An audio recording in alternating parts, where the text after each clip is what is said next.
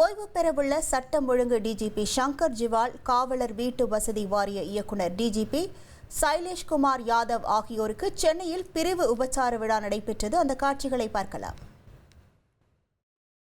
அணிவகுப்பில் தொடர்ந்து Narayanan,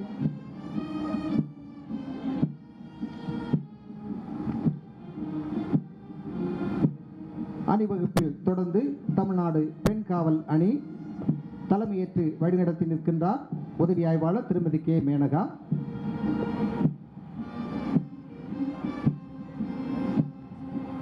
Next, the Coastal Security Group led by S.I. Thirupi Arjunan.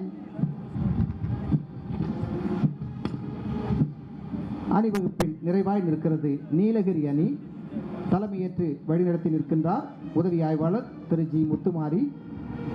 The President's Color Team led by S.I. Thirupi Karthik. Tamil Nadu சிறப்பு காவல் வாத்திய இசைக்குழுவிற்கு தலைமையேற்றிருக்கின்றார் உதவி ஆய்வாளர். இது தொடர்பான முழு விவரங்களோடு இணைகிறார் நமது செய்தியாளர் சசிதரன். வணக்கம் சசிதரன். இந்த பிரிவு உபச்சார விழாவில் யாரெல்லாம் பங்கேற்றார்கள்? முழு விவரங்கள். ஓய்வு பெற உள்ள சட்டம் ஒழுங்கு டிஜிபி சங்கர் ஜிவால் மற்றும் காவலர் வீட்டு வசதி வாரிய இயக்குநரான டிஜிபி சைலேஷ்குமார் யாதவ் இருவருக்கும் பிரிவு உபச்சார விழா நடைபெற்று வருகிறது. சென்னை எழும்பூர் ராஜரத்னம் மைதானத்தில் நடைபெற்று வரக்கூடிய இந்த நிகழ்வில் சென்னை பெருநகர காவல் ஆணையர் மற்றும் டிஜிபிகள், கூடுதல் ஆணையாளர்கள், கூடுதல் டிஜிபிகள், ஏடிஜிபிகள் என ஏராளமானோர் கலந்திருக்கிறார்கள்.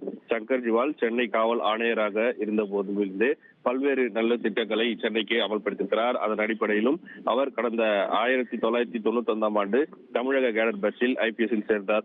1995 சேலம் மாவட்ட கண்காணிப்பாளராகவும் 2004 ஆண்டு DIG-ஆகவும் பதவி பெற்றார். அப்போது போதைப் பொருள் தடுப்பு பிரிவு மண்டல இயக்குநராக பணியாற்றி நாட்டிலேயே மிகப்பெரிய அளவிலான ஹெராயின் மற்றும் போதைப் பொருட்களை பறிமுதல் செய்த பெருமைக்குரியவராக பார்க்கப்படுகிறார் சங்கர் ஜிவால். 2020 ஆண்டு பொறுப்பேற்ற சங்கர் ஜிவால் அதுக்கு பின்புதான் இந்த ஈச்சலான்கள், ஒருங்கிணைந்த போக்குவரத்து மேலாண்மை அமைப்பு என பல்வேறு திட்டங்களை தமிழகத்திற்கு கொண்டு வந்திருக்கிறார்.